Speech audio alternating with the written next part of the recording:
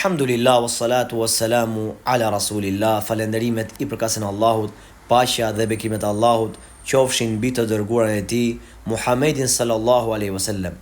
Padyshim që agjërimi I Ramazanit ka vlera shumë të mëdha, ka sevape madhështore, pra ka shpërblime madhështore për atë që agjeron. Sepse vet Allahu I madhëruar na e ka qartësuar këtë gjë dhe vet I dërguari I tij Muhamedi sallallahu alaihi wasallam na e ka qartësuar këtë gjë në shumë hadithe të tij për vlerën dhe shpërblimet madhështore që merr agjëruesi, të cilat janë shpërblime të pakufishme dhe të pallogaritura, pra që vetëm Allahu I madhëruar I din. Mirpo nga krahu tjetër dhe nga ana tjetër duhet të dim mirë se agjërimi I Ramazanit është edhe obligim. Pra është obligim, nuk është se nëse do e agjeron edhe nëse nuk do nuk agjeron. Jo, nëse ti agjeron me shpërblime madhështore siç e cekëm, ama nëse nuk agjeron merr dënimin e Allahut te bareke ve teala. Pra agjerimi I Ramazanit nëse lihet pa ndonjë arsye fetare, padyshim se dënimi është shumë I ashpër. Dëgjoj këtë hadith pejgamberit sallallahu alaihi wasallam dhe do të bindesh më shumë se sa dënim të madh merr ai I cili e le agjerimin totalisht. Thot pejgamberi sallallahu alaihi wasallam në një hadith të saktë se duke qenë një natë në gjumë, pra duke qenë në ëndër, dhe ëndrat e profetëve janë hak, janë të vërteta, pa pikë dyshimi. Duke qenë në ëndër, thot, më vinë dy burra dhe më shoqërojnë.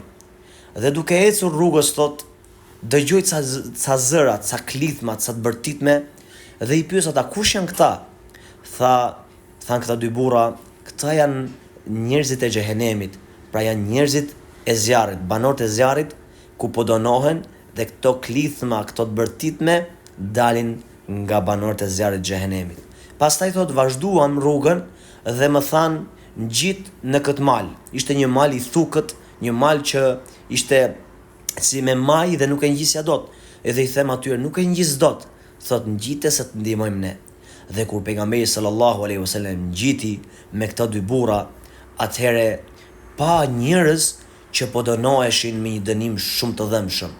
Pra njerëz që ishin varur me kokë poshtë, pra ishin lidhur nga këmbët e tyre siç varet ajo delja apo ai viçi apo bagtit që theren për kurban, ashtu ishin varë edhe ata njerëz. Subhanallahu alazim. Dhe nga ana tjetër u ishin çar buzët deri te kafka dhe u rridhnin gojat e tyre gjak. Pra nga të dyja anët ishin çar nga skajt e gojave deri ke kafka. Profeti sallallahu alaihi wasallam I pyet dhe thot, kush janë këta që po dënohen këtë mënyrë kaq të tmerrshme?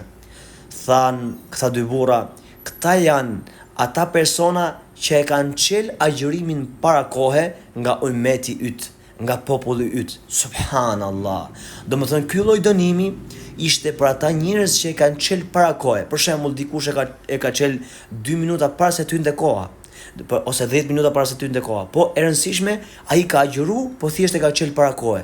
Ky merr këtë lloj dënimi, domethënë në botën tjetër. Po ai I cili nuk e agjeron Ramazanin fare, pas një arsye, çfarë dënimi mund të ketë tek Allahu? Allahu e di më së miri. Prandaj kjo këshill I drejtohet të gjithë atyre vëllezërve që e kanë neglizhuar Ramazanin, që nuk agjeron Ramazanin. Nëse ti vëlla deri tani e ke neglizhuar Ramazanin, duke menduar se nuk po marr dënim nga Allahu, duke menduar se nuk marr gjuna, dije mirë se ky dënim I dhëmshëm e pret atë që e çel para kohe, po ti që s'po agjeron fare. Mos mendo se ai se po nuk agjerova paktën humb shpërblimin. Wallahi jo, nëse ke mendu deri tani këtë gjë, dije që tani e tutje që dënimi yt do të jetë shumë I dhëmshëm nëse ti nuk e agjeron muajin e Ramazanit. Prandaj agjeroje dhe fito shpërblime të mëdha dhe largoju një dënimi të dhëmshëm që po të pret nëse e neglizhon agjerimin e Ramazanit. Allahu na përmirësoft gjendjen, Allahu na fal, Allahu na mundësoft ta shfrytëzojmë këtë Ramazan në maksimum. Dhe vëlla, po të këshilloj edhe një herë, kija frikën Allahut, agjero sepse nuk është vonë. Agjero, tashmë është dita e 5 e agjerimit, elhamdulillah.